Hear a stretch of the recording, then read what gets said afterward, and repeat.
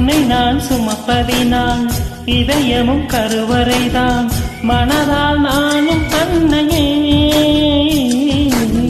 மறவேன் என்றும் உன்னையே.